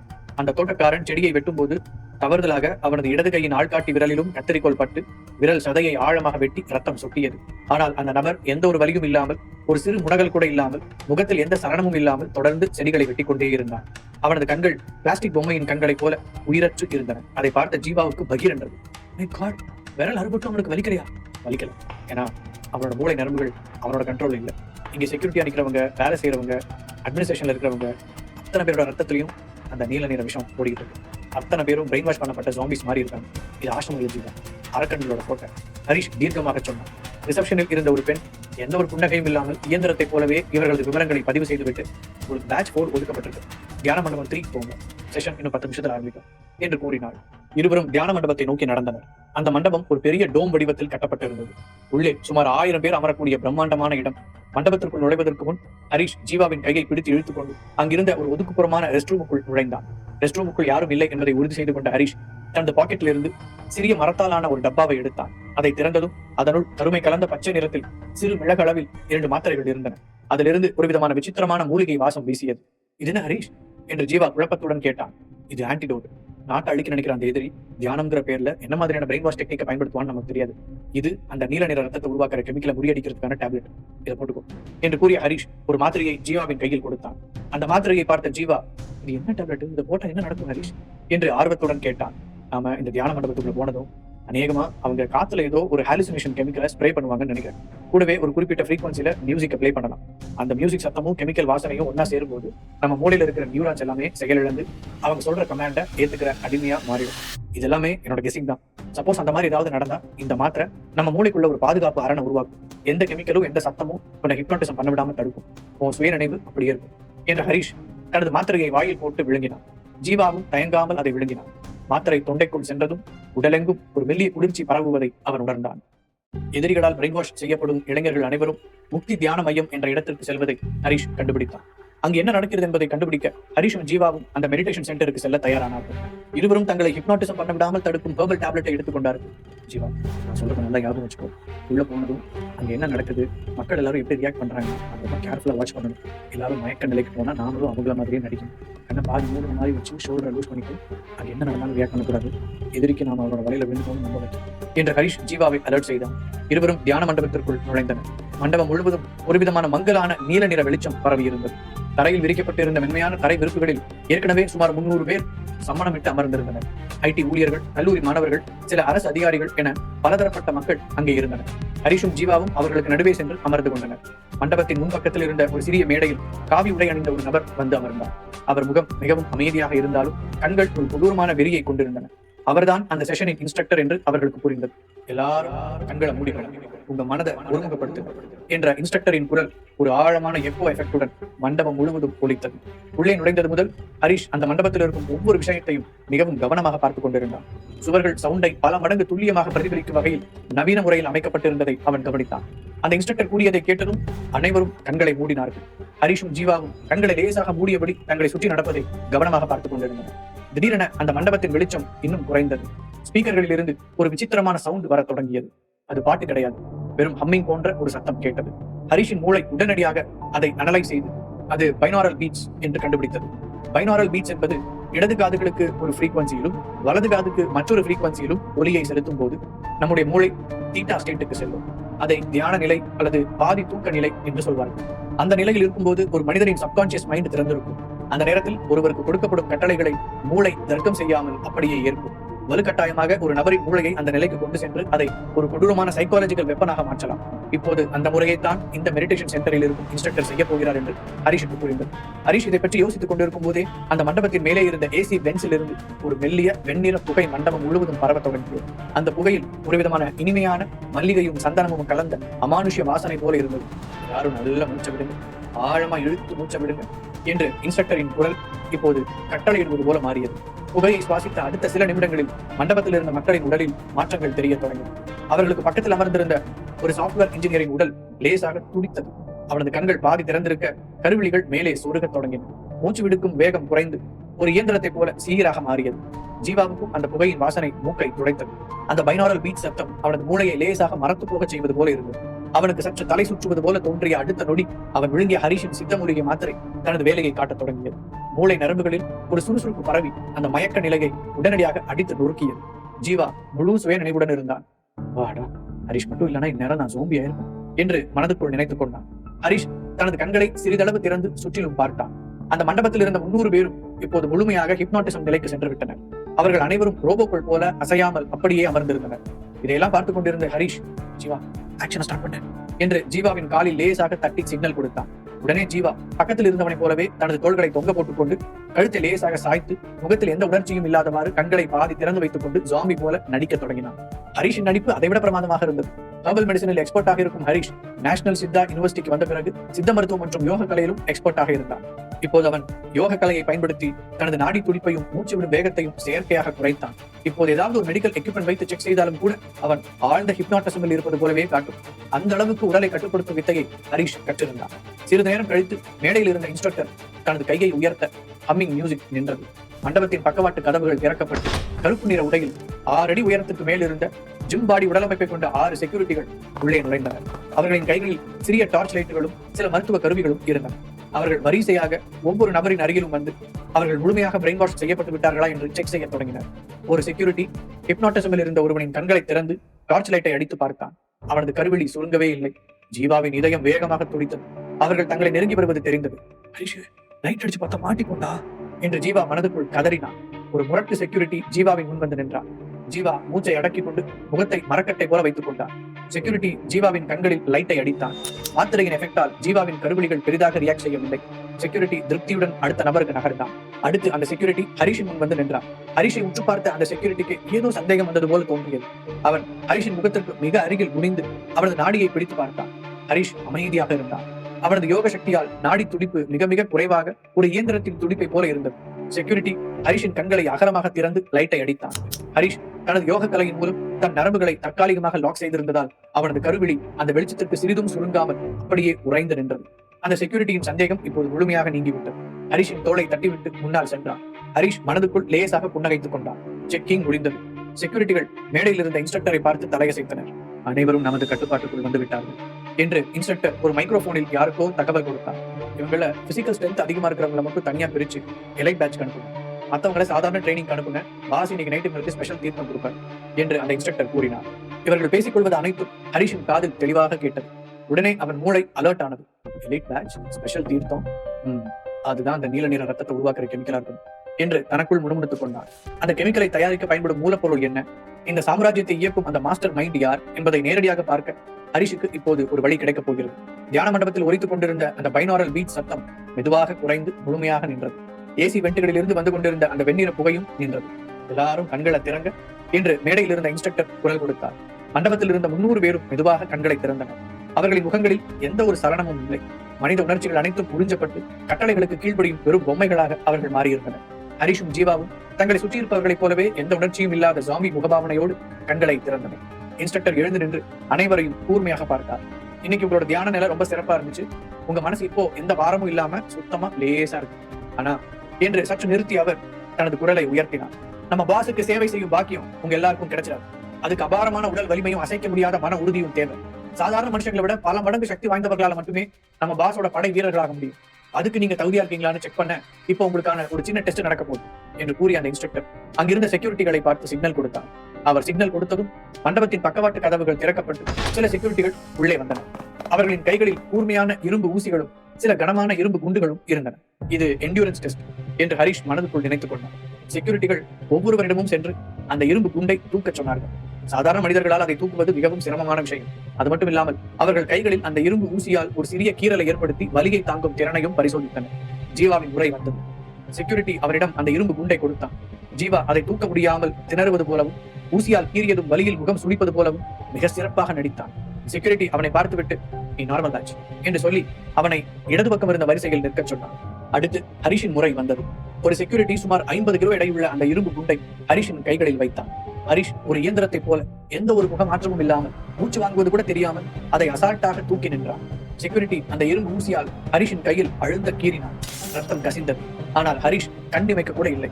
அவனது பார்வையில் இருந்த அந்த விரைப்பு தன்மை செக்யூரிட்டியவே ஒரு கணம் மிரளச் செய்தது. எக்ஸலன்ட், நீ எலிட் பேட்ச் என்று சொன்ன செக்யூரிட்டி ஹரிஷை வலது பக்கம் இருந்த ஒரு சிறிய வரிசையில் நிற்கச் சொன்னான். அந்த 300 பேரில் ஹரிஷையும் சேர்த்து வெறும் 15 பேர் மட்டுமே அந்த எலிட் பேட்ச் வரிசையில் நின்று இருந்தனர். ஜீவா இடது பக்க வரிசையில் இருந்து ஹரிஷை கவலையாக பார்த்தான். ஹரிஷ் ஜீவாவை நேராக பார்க்காமல் தனது கண்களை மட்டும் லேசாக அசைத்து என்று சிக்னல் கொடுத்தான். நார்மல் பேட்ச்ல இருக்கிற எல்லாரும் உங்களுக்கான டார்மெட்ரிக்கு போங்க என்று இன்ஸ்ட்ரக்டர் கட்டளையிட ஜீவா உள்ளிட்ட மற்றவர்கள் அனைவரும் மண்டபத்தை விட்டு வெளியே அழைத்து செல்லப்பட்டனர். இப்போது மண்டபத்தில் ஹரிஷ் உட்பட அந்த 15 பேர் மட்டுமே இருந்தனர். எலிட் பேட்ச் என்ன ஃபாலோ பண்ணுவாங்க என்று இன்ஸ்ட்ரக்டர் அவர்களை மண்டபத்தின் பின்புறம் இருந்த ஒரு ரகசிய கதவின் வழியே அழைத்து சென்றார். அது ஒரு நீண்ட மங்கலான நீல நிற விளக்குகள் மட்டுமே எரிந்து கொண்டிருந்த காரிடார். அந்த இடமே மிகவும் ரகசியமானதாகவும் பாதுகாப்பானதாகவும் இருப்பதை ஹரிஷ் கவனித்தான். காரிடாரின் முடிவில் இருந்த ஒரு விஐபி மெடிடேஷன் அறைக்குள் அவர்கள் அனைவரும் அழைத்து செல்லப்பட்டனர். அந்த அறைக்குள் நுழைந்ததும் ஒரு விதமான அமானுஷ்யமான குளிர்ச்சியும் மூலிகை வாசனையும் வீசியது. எல்லாரும் தரையில சமணம் விட்டு உட்காருங்க என்று இன்ஸ்ட்ரக்டர் சொல்ல அந்த 15 பேரும் இயந்திரத்தனமாக அமர்ந்தனர். ஹரிஷும் அவருடன் சேர்ந்து அமர்ந்தார். சில நிமிடங்களில் அந்த அறைக்குள் காவி உடையில் கழுத்து நிறைய விசித்திரமான மாலைகளை அணிந்த ஒரு சீனியர் அதிகாரி உள்ளே வந்தார். அவருக்கு பின்னால் வந்த 2 செக்யூரிட்டிகளின் கைகளில் ஒரு பெரிய வெள்ளி தாம்பாளம் இருந்தது. அதில் சிறிய அளவிலான 15 மண் குவளைகள் வைக்கப்பட்டிருந்தன. அந்த மண் குவளைகளிலிருந்து திரவத்திலிருந்து ஆவி வந்து கொண்டிருப்பதை ஹரிஷ் கவனித்தான். உங்களுடைய அர்ப்பணிப்பை நம்ம பாஸ் ஏத்துக்கிட்டாரு. சோ இனிமே நீங்க எல்லாரும் சாதாரண மனுஷங்க கிடையாது. நீங்க தான் நம்ம பாஸோட சாம்ராஜ்யத்தை காக்க போற தேவ தூதர்கள். உங்க உடம்பையும் மனசையும் இரும்பு மாதிரி ஸ்ட்ராங்கா மாத்த போற ஸ்பெஷல் தீர்த்தம் இது. எல்லாரும் இதை குடிங்க என்று அந்த சீனியர் அதிகாரி கூறினார். செக்யூரிட்டிகள் ஒவ்வொருவரிடமும் வந்து அந்த மண் குவளையை கொடுத்தனர். ஹரிஷின் கைகளிலும் ஒரு குவளை கொடுக்கப்பட்டது. ஹரிஷ் அந்த குவளைக்குள் இருந்த திரவத்தை பார்த்தான். அது அடர்த்தியாக டார்க் ப்ளூ கலரில் இருந்தது. அதிலிருந்து வந்த கெமிக்கல் வாசனையை ஹரிஷின் மூக்கு நொடி பொழுதில் அலசி ஆராய்ந்து பார்த்தது. இதுதான் அந்த பயோகெமிக்கல். இதை குடிச்சாதான் மனித ரத்தம் ப்ளூ கலர்ல ஜொலிக்க மாதிரி மாறும், நரம்புகள் முறுக்கே அசுர பலம் வரும் என்று நினைத்த ஹரிஷ் மனதுக்குள் அலர்ட் ஆனான். எல்லாரும் சீக்கிரம் இந்த அபூர்வமான ஸ்பெஷல் தீர்த்தத்தை குடிங்க என்று அந்த சீனியர் அதிகாரி மீண்டும் கட்டளையிடும் குரலில் கூறினார். எல்லோரும் அந்த மண் குவளையை எடுத்து வாயில் வைத்தனர். ஹரிஷும் குவளையை தனது உதடுகளுக்கு அருகில் கொண்டு சென்றான். ஆனால் அவனது கைகள் மிக லாவகமாக செயல்பட்டன. தான் அணிந்திருந்த ஃபுல் ஹேண்ட் ஷர்ட்டின் உள்ளே முன் கையில் சிறிய ரப்பரால் ஆன ஒரு குப்பியை அவன் ஏற்கனவே டேப் போட்டு ஒட்டி வைத்திருந்தான். குவளையை வாயில் வைப்பது போல பாவனை செய்த ஹரிஷ் தனது நாக்கின் நுனியால் அந்த திரவம் தொண்டைக்குள் செல்லாமல் தடுத்து சாமர்த்தியமாக தனது சட்டை கைக்குள் இருந்த அந்த ரப்பர் குப்பிக்குள் மொத்த திரவத்தையும் வடிய விட்டான். சித்த மருத்துவத்தில் விஷத்தை அருந்துவது போல நடித்து அதை வெளியேற்றும் வித்தையை அவன் எப்போதோ கற்றிருந்தான். ஒரு சொட்டு கூட மிச்சம் இல்லாமல் அந்த குப்பிக்குள் திரவம் சேர்ந்ததும் காலியான குவளையை கீழே வைத்துவிட்டு உதடுகளை துடைத்துக் கொண்டான். செக்யூரிட்டிகள் அதை கவனிக்கவில்லை. விசேஷ தீர்த்தத்தை குடித்த அடுத்த வினாடி அந்த அறையில் ஒரு பயங்கரமான மாற்றம் நிகழ்ந்தது. முக்தி மெடிடேஷன் சென்டரில் தியானம் என்ற பெயரில் பைனாரல் பீட்ஸ் மற்றும் மயக்க புகையை பயன்படுத்தி இளைஞர்கள் பிரெயின் வாஷ் செய்யப்படுவதை பார்த்த ஹரிஷும் ஜீவாவும் அதிர்ச்சி அடைந்தார்கள். அங்கு நடக்கும் சோதனைகளில் தனது யோக கலையால் தப்பிக்கும் ஹரிஷ் எலிட் பேட்ச் எனப்படும் குழுவிற்கு தேர்வாகி ரத்தத்தை நீல நிறமாக மாற்றும் ஸ்பெஷல் திரவத்தை குடிப்பது போல நடித்து சாமர்த்தியமாக அதை சேகரித்தான். அந்த திரவத்தை அருந்திய சில நிமிடங்களில் ஹரிஷுக்கு பக்கத்தில் அமர்ந்திருந்த ஒரு இளைஞனின் உடல் பயங்கரமாக துடிக்க ஆரம்பித்தது. அவனது கழுத்து நரம்புகள் உடைத்து தோலுக்கடியில் நீல நிறத்தில் ரத்தம் பாய்வது அப்பட்டமாக தெரிந்தது. அவனது கண்கள் முழுமையாக வெளிரிப்போய் கருவிழிகள் சுருங்கி ஒரு கொடூரமான மிருகத்தின் கண்களைப் போல மாறின. அறையில் இருந்த 14 பேருக்கும் அதே ரியாக்ஷன் நடந்தது. அவர்கள் ஒருவரை பார்த்து உருமுவதைப் போல விசித்திரமான சத்தங்களை எழுப்பினார்கள். ஹரிஷ் இதை அனைத்தையும் கவனித்துக் கொண்டே தன் உடலையும் அவர்களைப் போலவே அதிரச் செய்தான். யோக கலையின் மூலம் தன் கழுத்து நரம்புகளை புடைக்கச் செய்து கண்களை விரிக்க வைத்து அந்த பயோகெமிக்கல் வேலை செய்வது போல ஒரு பர்ஃபெக்டான தன் நடிப்பை வெளிப்படுத்தினார். சீனியர் அதிகாரி இதை பார்த்து திருப்தியாக புன்னகைத்தார். டிரான்ஸ்ஃபர்மேஷன் கம்ப்ளீட், இவங்க எல்லாரையும் கீழே குடிப்போம் என்று அவர் செக்யூரிட்டிகளிடம் கூறினார். திடீரென அந்த அறையின் விளக்குகள் அணைக்கப்பட்டு சிவப்பு நிறத்தில் எமர்ஜென்சி லைட் மட்டுமே எரிய தொடங்கியது. இரவு மணி 12 கொண்டிருந்தது. அவர்கள் இருந்த அறையின் பின்புறம் இருந்த ஒரு பெரிய சுவரில் லேசான மோட்டார் சத்தம் கேட்டது. அடுத்த சில நிமிடங்களில் அந்த சுவர் 2ஆக பிளந்து விலகியது. அதற்கு பின்னால் ஒரு பிரம்மாண்டமான அதிநவீன ஹைடெக் லிப்ட் மறைந்திருந்தது. எல்லாரும் வரிசையா எழுந்து உள்ள போங்க, செக்யூரிட்டி கட்டளையிட்டான். அந்த 14 பேரும் எந்த ஒரு எதிர்ப்புமின்றி ரோபோக்களை போல எழுந்து அந்த லிப்டை நோக்கி நடந்தனர். ஹரிஷும் அவர்களுடன் ஒரு ஜாம்பியை போல அசைந்து நடந்து லிப்டிற்குள் நுழைந்தான். செக்யூரிட்டிகள் உள்ளே வந்ததும் லிப்டின் கதவுகள் மூடின. லிப்ட் கீழே இறங்க தொடங்கியது. அது 1 அல்லது 2 தளங்கள் கீழே செல்லவில்லை, பல 100 அடிகள் பூமிக்கு அடியில் ஆழமாக சென்று கொண்டிருப்பதை ஹரிஷால் உணர முடிந்தது. வெளியில ஒரு அமைதியான தியான மையம், ஆனா பூமிக்கு அடியில இப்படி ஒரு பாதாள சாம்ராஜ்யமா? ஹரிஷ் மனதுக்குள் ஆச்சரியப்பட்டான். ஒரு மிகப்பெரிய இருட்டு உலகத்திற்குள் தான் நுழையப் போகிறோம் என்பதை அவனது உள்ளுணர்வு எச்சரித்தது. 2 நிமிட பயணத்திற்கு பிறகு லிப்ட் ஒரு சிறிய குலுங்கலுடன் நின்றது. கதவுகள் திறந்தன. உள்ளே இருந்த காட்சியை பார்த்த ஹரிஷின் கண்கள் அதிர்ச்சியில் லேசாக விரிந்தன. அது ஒரு மெடிடேஷன் சென்டரின் பேஸ்மெண்ட் போல இல்லை. பல 1000 சதுரடியில் பிரம்மாண்டமாக கட்டப்பட்டிருந்த ஒரு அதிநவீன பயோ லேப் மற்றும் ராணுவ பயிற்சி தளம். எங்கு பார்த்தாலும் கண்ணாடி அறைகள், கம்ப்யூட்டர்கள், வெள்ளை நிற கோட் அணிந்த சயின்டிஸ்டுகள் இருந்தார்கள். இன்னொரு புறம் நூற்றுக்கணக்கான இளைஞர்கள் மற்றும் அரசு அதிகாரிகள் கைகளில் அதிநவீன ஆயுதங்களை வைத்துக் கொண்டு ரோபோக்களைப் போல எந்த சத்தமும் இல்லாமல் ராணுவ பயிற்சி எடுத்துக் கொண்டிருந்தனர்.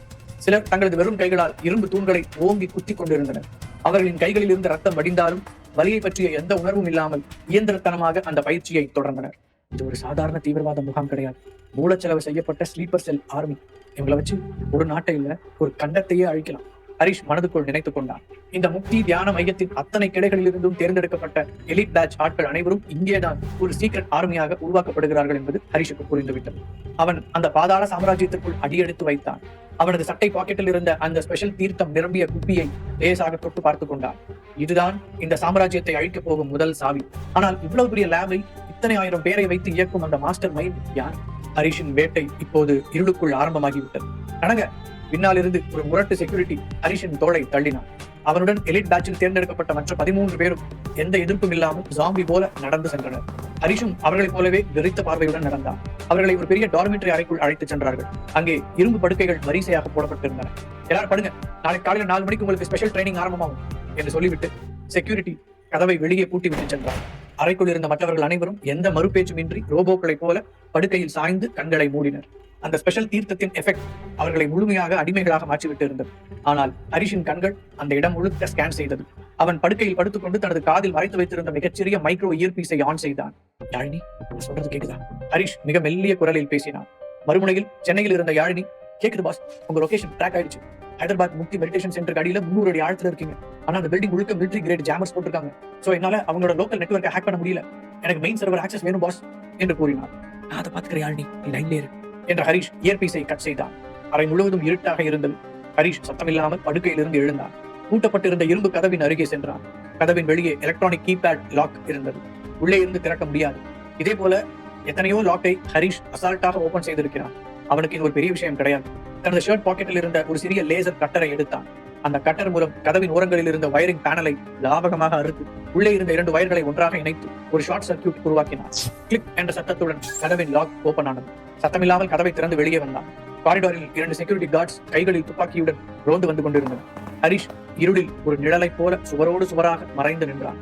அவர்கள் அவனை கடந்து செல்லும் அந்த நொடியில் ஹரிஷ் மின்னல் வேகத்தில் பாய்ந்தான்.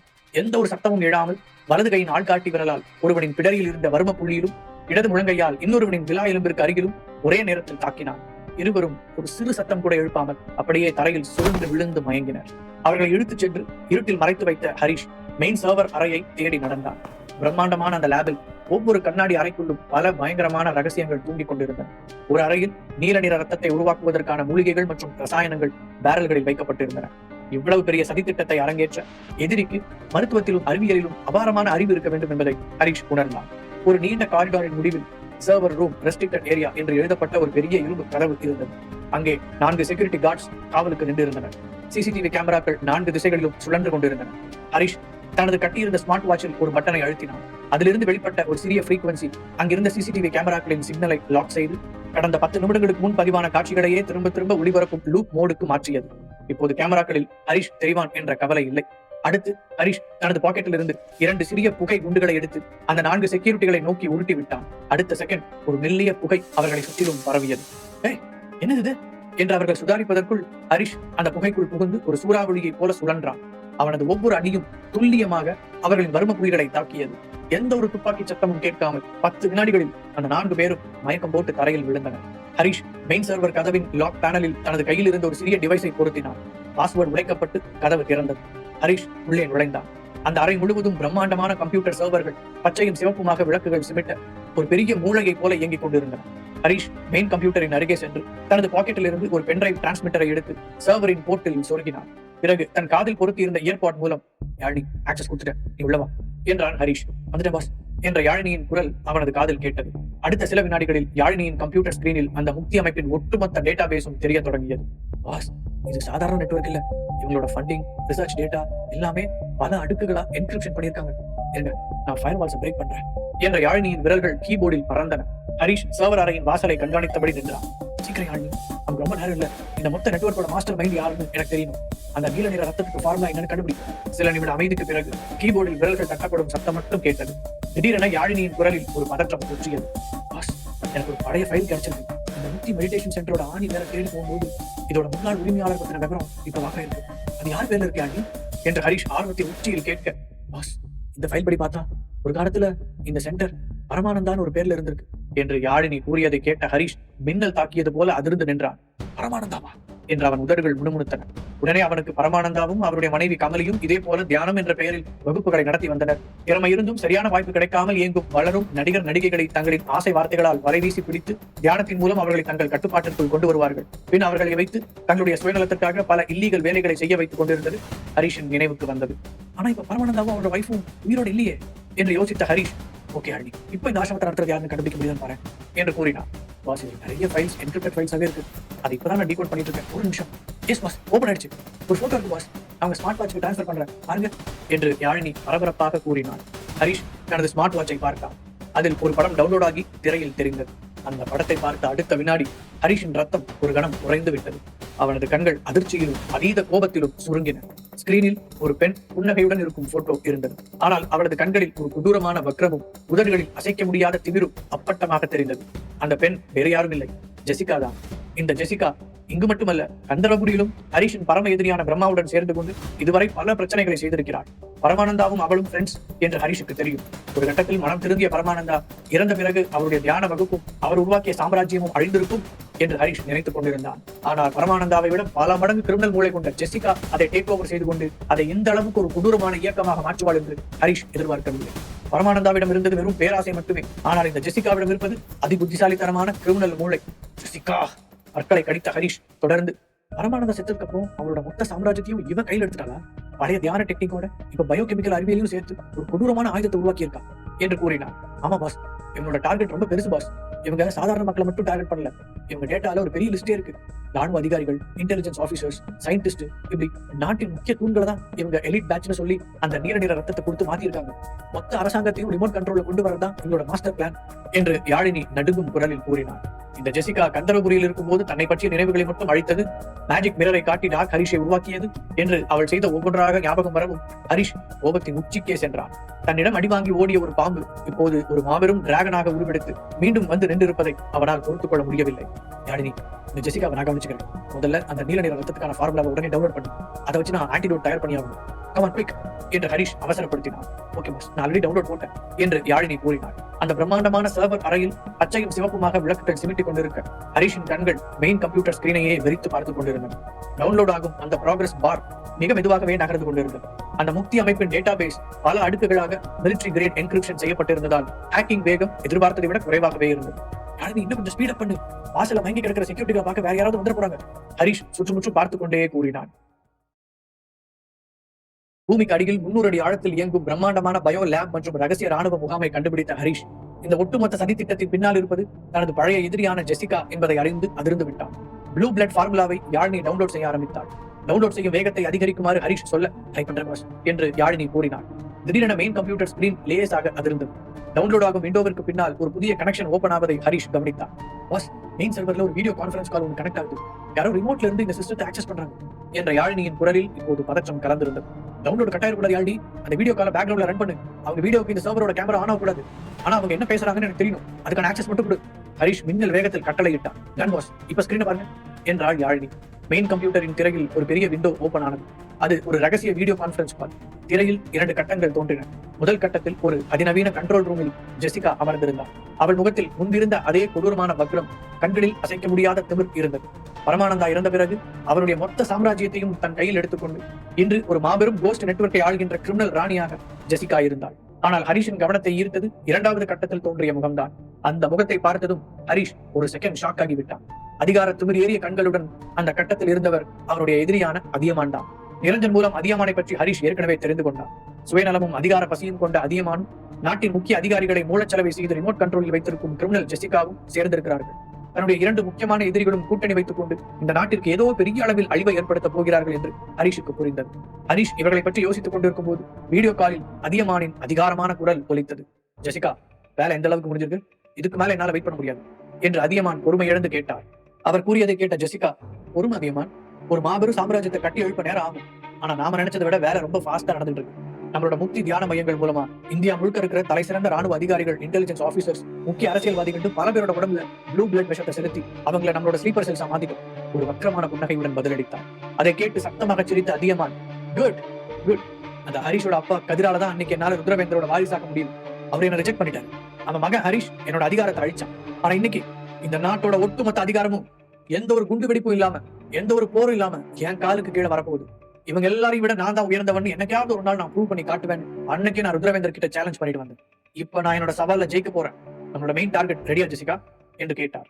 உடனே ஜெசிகா திரையில் ஒரு ஃபைலை ஓபன் செய்து, எல்லாம் பக்காவா ரெடி அதியமான், நாளை மறுநாள் டெல்லியில் நடக்க போற நேஷனல் செக்யூரிட்டி கான்ஃபரன்ஸ் தான் நம்மளோட ஃபைனல் செக்மேட் என்று கூறினார். நேஷனல் செக்யூரிட்டி கான்ஃபரன்ஸ், டெல்லி என்ற வார்த்தைகளை கேட்டதும் ஹரிஷின் நெஞ்சில் ஒரு இடி இறங்கியது போல இருந்தது. டெல்லியில் நடக்கும் அந்த மாநாடு சாதாரணமானதல்ல. இந்தியாவின் ஒட்டுமொத்த பாதுகாப்புத்துறை அமைச்சர்கள், முப்படைகளின் தளபதிகள், உளவுத்துறையின் தலைவர்கள் மற்றும் பல மாநிலங்களின் முதலமைச்சர்கள் கலந்து கொள்ளும் ஒரு மாபெரும் தேசிய பாதுகாப்பு மாநாடு அது. மேலும் தொடர்ந்த ஜெசிகா அந்த கான்ஃபரன்ஸ்ல கலந்துக்கு போற 500 விவிஐபிஸுக்கும் செக்யூரிட்டி கொடுக்க போறது யாருன்னு நினைக்கிற அதியமான்? எல்லாமே நம்மளோட ப்ளூ பிளட் ஏஜென்ட்ஸ் தான். அது மட்டும் இல்ல, அந்த மாநாட்டு அரங்கத்தோட சென்ட்ரலைஸ்ட் ஏசி வென்ட்ஸ்ல இந்த ப்ளூ பிளட்டை உருவாக்குற கெமிக்கலை நான் கலக்க போறேன் என்று சொல்ல, அதை கேட்ட அதியமானின் கண்கள் ஆச்சரியத்திலும் பேராசையிலும் விரிந்தன. மாநாடு ஆரம்பிச்சு சரியா 1/2 மணி நேரத்துல அந்த டாக்ஸின் புகையை சுவாசிக்கிற அத்தனை அமைச்சர்களும் தளபதிகளும் முழுமையா பிரெயின் வாஷ் செய்யப்பட்டு நம்ம கண்ட்ரோலுக்கு வந்துருவாங்க. ஒட்டுமொத்த அரசாங்கமும் ராணுவமும் நம்ம கையில. அப்புறம் நீ சொல்றதா இந்த நாட்டுல சட்டம் என்று வெறித்தனமாக சிரித்தாள். வாவ், சூப்பர் ஜெசிகா, இந்த நாள் என் வாழ்க்கையில ஒரு பொன்னான நாள். டெல்லியில நம்மளோட ஏஜென்ட்களை அலர்ட் பண்ணிட்டு நான் நாளைக்கு டெல்லி கிளம்புறேன் என்று அதியமான் திரையிலிருந்து விலகினான். அவனது கால் கட் ஆனது. சர்வர் அறையில் நின்று கொண்டிருந்த ஹரிஷுக்கு இப்போதுதான் எதிரிகளின் மாஸ்டர் பிளான் முழுமையாக புரிந்தது. இது வெறும் செந்தூர கல்லை திருடும் சாதாரண பிளான் அல்ல. நாட்டை ஆளும் ஒட்டுமொத்த அரசாங்கத்தையும் எந்த ஒரு துப்பாக்கி குண்டுமின்றி பயோகெமிக்கல் அட்டாக் மூலமாக தங்கள் கட்டுப்பாட்டிற்குள் கொண்டு வரும் ஒரு மாபெரும் தேச துரோக சதி. இவர்களின் கொடூரமான மாஸ்டர் பிளானை சுக்குநூறாக உடைத்தெறிய வேண்டும் என்று நினைத்த ஹரிஷின் கண்கள் கோபத்தில் தகித்தன. அடுத்த செகண்ட், நாளை மறுநாள் டெல்லியில மாநாடு. அதுக்குள்ள நான் இந்த ஆன்டிடோட்டை தயார் பண்ணி ஜெசிகாவோட ஸ்லீப்பர் செல் ஆர்மியை தடுத்து நிறுத்தணும். இல்லைன்னா இந்த நாட்டை யாராலையும் காப்பாற்ற முடியாது என்று ஹரிஷின் மூளை அதிவேகமாக வேலை செய்ய தொடங்கியது. யாழ்னி டவுன்லோட் எவ்வளாச்சு? ஹரிஷ் அவசரமாக கேட்டான். பாஸ், 95% வந்துருச்சு, இன்னும் 1 நிமிஷம் தான். சீக்கிரம், அந்த ஃபார்ம்ல தான் இப்ப இந்த நாட்டையை காப்பாற்ற போற ஒரே ஆயுதம். ஹரிஷின் பார்வையில் இப்போது ஒரு மரண வேகம் இருந்தது.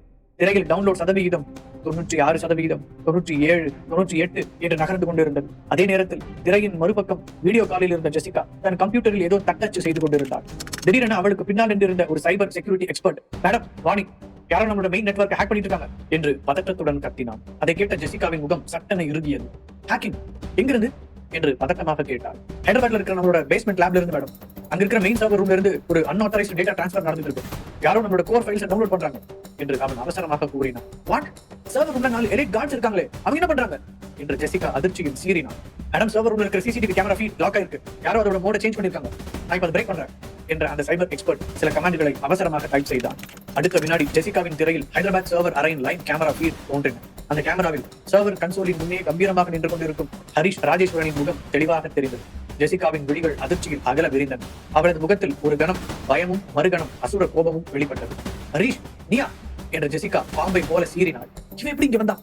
என்னோட லேபுக்குள்ளே என்னோட செக்யூரிட்டி மீறி எப்படி உள்ள நுழைஞ்சான் என்று அவள் முணுமுணுத்துக் கொண்டிருக்கும் போது ஹரிஷும் கேமராவை பார்த்தான். அவன் கண்கள் ஜெசிகாவின் கண்களை நேருக்கு நேர் சந்தித்தன. திரையில் டவுன்லோட் 99%, 100%, டவுன்லோட் கம்ப்ளீட் என்று காட்டியது. டன் பாஸ், ஃபார்முலா கை வந்துருச்சு. யாழினி உற்சாகமாக கத்தினாள். குட் ஜாப் யாழினி, கனெக்ஷனை கட் பண்ணு. ஹரிஷ் இந்த வேகத்தில் சர்வர் போர்டில் இருந்து தனது பென்ட்ரைவ் டிரான்ஸ்மிட்டரை உருவினான். வீடியோ காலில் ஜெசிகாவின் முகம் ஆத்திரத்தில் துடித்தது. ஹரிஷ், என் சாம்ராஜ்யத்துக்குள்ள நுழைஞ்சிருக்க, நீ அங்கிருந்து உயிரோட வெளியில போக முடியாது என்று கூறியவள் ஒரு ரெட் பட்டனை அழுத்தினாள்.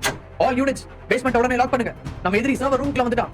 எலிட் ஆர்மியை உடனே ரிலீஸ் பண்ணுங்க. அவனை உயிரோட விடாதீங்க, கொன்றுங்க. அவளது கட்டளை அந்த பாதாள லேப் முழுவதிலும் உள்ள ஸ்பீக்கர்களில் அலறியது. வீடியோ கால் கட் ஆனது. அந்த அண்டர் கிரவுண்ட் லேப் முழுவதுமே ஒரு போர்க்களம் போல மாறியிருந்தது. சிவப்பு நிற எமர்ஜென்சி லைட்ஸ் சுழன்று எரிய காதுகளை கிணிக்கும் அந்த சைரன் சத்தம் மரண ஓலமாக எதிரொலித்தது. ஹரிஷ் சர்வர் அறையின் கதவை நோக்கி திரும்பினார். வெளியே நூற்றுக்கணக்கான இரும்பு கதவுகள் திறக்கப்படும் சத்தம் கேட்டது. தங்களுடைய ரத்தம் நீல கலரில் மாறியதில் எந்த ஒரு உணர்ச்சியும் இல்லாத நூற்றுக்கணக்கான எலைட் ஏஜென்ட்டுகள் அனைவரும் கைகளில் பயங்கரமான ஆயுதங்களோடு சர்வர் அறையை நோக்கி ஓடி வரும் சத்தம் காரிடார் முழுவதும் எதிரொலித்தது. தப்பிக்க வழியே இல்லாத ஒரு பிரம்மாண்டமான இரும்பு கூற்றுக்குள் ஹரிஷ் மாட்டிக்கொண்டான். பூமிக்கு அடியில் 300 அடி ஆழம். வெளியே இருந்த லிப்ட் கதவுகளும் முழுமையாக லாக் செய்யப்பட்டு விட்டன. ஹரிஷின் கண்கள் இருட்டில் ஒரு வேங்கையை போல ஜொலித்தன. அவனது கை முஷ்டிகள் இறுகியது. வர்மக்கலையின் உச்சக்கட்ட அடியை வீச அவன் தயாரானான். சர்வர் அறையின் மையத்தில் நின்று கொண்டிருந்த ஹரிஷின் காதுகளில் 200 காலடி சத்தங்கள் நெருங்கி வரும் ஓசை கேட்டது. இரும்பு கதவுகள் ஒன்றாக திறக்கப்படும் சத்தமும் வெறிபிடித்த மிருகங்களைப் போல மூளைச்சலவை செய்யப்பட்ட அந்த எலைட் ஏஜென்ட்ஸ் பாய்ந்து வரும் சத்தமும் அந்த காரிடார் முழுவதையும் அதிரச் செய்தது. பாஸ், அவங்க சர்வர் ரூம் நெருங்கிட்டாங்க, பி கேர்ஃபுல். யாழினியின் குரல் இயற்பாடில் பதற்றமாக ஒலித்தது. நான் பார்க்கிறேன் யாழினி, கனெக்ஷனை கட் பண்ணு என்று கூறிய ஹரிஷ் சண்டைக்கு தயாரானார். அதே நேரம் அந்த அண்டர் கிரவுண்ட் லேபுக்கு மேலே இருந்த நார்மல் பேட்ச் டார்மெட்ரியில் வேறொரு சம்பவம் நடந்து கொண்டிருந்தது. ஜீவா உள்ளிட்ட நார்மல் பேட்ச் ஆட்கள் அனைவரும் ஒரு பெரிய அறையில் அடைக்கப்பட்டிருந்தார்கள். அந்த ரூமுக்கு வெளியே ஒரு செக்யூரிட்டி கார்டு காவலுக்கு நின்றிருந்தார். அறையில் இருந்த மற்ற அனைவரும் விசேஷ தீர்த்தத்தின் புகையை சுவாசித்ததால் முழுமையாக ஜாம்பி போல மாறி எந்த உணர்ச்சியும் இன்றி படுக்கையில் கிடந்தனர். ஆனால் ஹரிஷ் கொடுத்த ஹெர்பல் டேப்லெட்டை முன்கூட்டியே விழுந்திருந்த ஜீவா மட்டும் முழு சுயநினைவோடு இருந்தார். ஹரிஷ் மட்டும் தனியா அந்த எலைட் பேட்ச் கூட போயிருக்கான். உள்ள என்ன நடக்குதோ தெரியலையே, நாம இங்கேயே சும்மா படுத்து கிடக்க கூடாது என்று நினைத்த ஜீவா சத்தமில்லாமல் படுக்கையை விட்டு எழுந்து கதவின் அருகே சென்றார். கதவு வெளிப்புறமாக பூட்டப்பட்டிருந்தது. ஜீவா கதவை லேசாக தட்டி, ஹலோ சார், ஹலோ சார், எனக்கு வயிறு ரொம்ப வலிக்குது, ப்ளீஸ் அந்த கதவை திறங்க என்று பரிதாபமாக கத்தினார். வெளியே ஹெவி பூட்ஸ் நடக்கும் சத்தம் கேட்டது. டியூட்டியில் இருந்த அந்த செக்யூரிட்டிக்கு இதை கேட்டு பயங்கர எரிச்சலாக வந்தது. முகம் சுடித்தபடி கதவின் மையத்தில் இருந்த அந்த சிறிய லாக் பேனலை திறந்து உள்ளே எட்டி பார்த்தான். அங்கே ஜீவா 2 கைகளாலும் வயிற்றை இறுக பிடித்துக் கொண்டு வலியால் துடிப்பது போல குனிந்து நின்று கொண்டிருந்தார். அவனது தத்ரூபமான நடிப்பை நம்பிய செக்யூரிட்டி லாக் பேனலை மூடிவிட்டு தனது ஆக்சஸ் கார்டை ஸ்வைப் செய்து கதவை லேசாக திறந்தான். அங்கு வயிற்றை பிடித்துக் கொண்டு நின்று கொண்டிருந்த ஜீவாவை பார்த்து, என்னடா சத்தம் போடுற, கவனம் படுறா என்று கத்துவதற்குள் ஜீவா மின்னல் வேகத்தில் அந்த செக்யூரிட்டியின் கையை பிடித்து இழுத்து அவனது முகத்தில் ஓங்கி ஒரு குத்து விட்டான். செக்யூரிட்டி நிலைகுலைந்து உள்ளே விழ உடனே ஜீவா அவனை முழுமையாக அடித்து மயக்கமடைய செய்தான். அவனது ஆக்சஸ் கார்டை எடுத்துக்கொண்ட ஜீவா அவனை இழுத்து இருட்டில் தள்ளினான். அங்கிருந்து வெளியே வந்தவன் காரிடாரில் பதுங்கி நடந்து சென்று ஹரிஷ் சென்ற அதே ரகசிய லிப்டை கண்டுபிடித்தான். ஆக்சஸ் கார்டை ஸ்வைப் செய்து லிப்டுக்குள் நுழைந்தான். அந்த லிப்ட் நேராக பூமிக்கு அடியில் இருந்த பாதாள உலகத்திற்கு பயணித்தது. லிப்ட் கதவுகள் திறந்த மறு கணமே அந்த அண்டர் கிரவுண்ட் லேப் முழுவதும் ரெட் அலர்ட் சைரன் அலர தொடங்கியது. சூப்பர், வரத்துக்குள்ளேயே ஹரிஷ் அவனுக்கு ஏதோ ஆபரேஷன் போட்டிருக்கேன் என்று முணுமுணுத்த ஜீவா செக்யூரிட்டிகளின் கண்களில் படாமல் சுவரோடு சுவராக மறைந்து சர்வர் ரூமை நோக்கி ஓடினான். அப்போது சரியாக சர்வர் அறையின் பிரம்மாண்டமான இரும்பு கதவு பயங்கர சத்தத்துடன் உடைந்து கீழே விழுந்தது. உள்ளே பாய்ந்து வந்த எலைட் ஏஜென்ட்ஸ் கைகளில் இரும்பு கம்பிகள் மற்றும் கூர்மையான ஆயுதங்களை வைத்திருந்தனர். அவர்களின் கண்களில் எந்த உணர்ச்சியும் இல்லை, ஆனால் உடலில் அசுர பலம் இருந்தது. முதல் ஆளாக ஒரு முரட்டு ஏஜென்ட் ஹரிஷை நோக்கி பாய்ந்து தன் கையில் இருந்த கம்பியால் ஹரிஷின் தலையை நோக்கி குறிவைத்தான். சரியாக அந்த நேரத்தில் காரிடார் வழியாக ஓடி வந்த ஜீவா சர்வர் அறைக்குள் நுழைந்தான். ஹரிஷ் ஜாக்கிரதை என்று கத்தினான். ஹரிஷ் மின்னல் வேகத்தில் குனிந்து அந்த தாக்குதலை தடுத்துக் கொண்டே ஜீவாவை பார்த்து, ஜீவா நீ எப்படி இங்க வந்த என்று கேட்டான். உன்னை தனியா விட்டுட்டு நான் இப்படி அங்க இருப்பேன், அந்த நார்மல் பேட்ச்ல இருந்த செக்யூரிட்டி போட்டு தள்ளிட்டு லிஃப்ட் வழியா வந்துட்டேன் என்று ஜீவா மூச்சு வாங்க கூறினான். குட் டைமிங் ஜீவா, ஆனா இவங்க நிறைய பேர் இருக்காங்க என்று ஹரிஷ் சுற்றுமுற்றும் பார்த்தான். அந்த ப்ளூ பிளட் ஏஜென்ட் எந்த ஒரு வலியும் இல்லாமல் லேசாக தடுமாறிவிட்டு மீண்டும் ஹரிஷை தாக்க பாய்ந்தான். ஹரிஷின் மூளை உடனடியாக அலர்ட் ஆனது. இவங்களுக்கு வலிய உணர்ற நரம்புகள் முடக்கப்பட்டிருக்கும். இவங்களை சாதாரண அடிச்சு வீழ்த்த முடியாது. அது மட்டும் இல்ல, இவங்க கிரிமினல்கள் கிடையாது, மூலச்செலவு செய்யப்பட்ட நம்ம நாட்டு அதிகாரிகள், அப்பாவி இளைஞர்கள். இவங்களை உசுரோட காப்பாற்ற கொல்லக்கூடாது. அதற்கு என்ன செய்யலாம் என்று அவன் அவசரமாக யோசிக்க ஆரம்பித்தான். ஜெசிகாவும் அதியமானும் சேர்ந்து நேஷனல் செக்யூரிட்டி கான்பரன்ஸில் கலந்து கொள்ளும் விவிஐபிகளை டார்கெட் செய்திருப்பதை ஹரிஷ் கண்டுபிடித்தான். ப்ளூ பிளட் ஃபார்முலாவை டவுன்லோட் செய்த ஹரிஷை ஜெசிகா கவனித்துவிட நூற்றுக்கணக்கான எலைட் ஏஜென்ட்கள் அவனை சூழ்ந்து கொண்டார்கள். அப்போது சரியான நேரத்தில் ஜீவா அங்கு வந்து சேர ஹரிஷ் அவர்களை கொல்லாமல் வீழ்த்த ஒரு புதிய திட்டத்தை யோசித்தான். தனது முழுமையான ஆக்ஷன் அவதாரத்தை கையில் எடுத்தான் ஹரிஷ். அவர்களை அடித்து தாக்கி வீழ்த்துவதற்கு பதிலாக உடலின் இயக்கத்தையே முடக்கும் வர்ம கலையை பயன்படுத்த முடிவு செய்தான். அடுத்த ஏஜென்ட் பாய்ந்து வந்தபோது ஹரிஷ் அவனது தாக்குதலை லாவகமாக தடுத்து அவனது கை முட்டியின் உட்புறம் உள்ள வர்ம புள்ளியில் தனது இரு விரல்களால் நறுக்கென்று ஒரு அழுத்தம் கொடுத்தான். அடுத்த வினாடி அந்த ஏஜென்ட்டின் கை நரம்புகள் செயலிழந்து கையிலிருந்து ஆயுதம் கீழே விழுந்தது. அதே வேகத்தில் சுழன்ற ஹரிஷ் அவனது காதுக்கு கீழே உள்ள வர்ம புள்ளியில் லேசாக தட்ட அந்த ஏஜென்ட் எந்த சத்தமும் இன்றி அப்படியே தரையில் சரிந்து மயங்கினான். ஜீவாவும் தன்னிடமிருந்த ஒரு இரும்பு கம்பியை வைத்துக் கொண்டு 2 பேரை தாக்கி வீழ்த்தினான். ஆனால் அவனது அடிகள் அந்த ஜாம்பிகளுக்கு எந்த வலியையும் கொடுக்கவில்லை. மீண்டும் மீண்டும் அவர்கள் எழுந்து வந்தனர். சர்வர் அறைக்குள் இப்போது 30க்கும் மேற்பட்ட ஜாம்பி ஆட்கள் நுழைந்து விட்டனர்.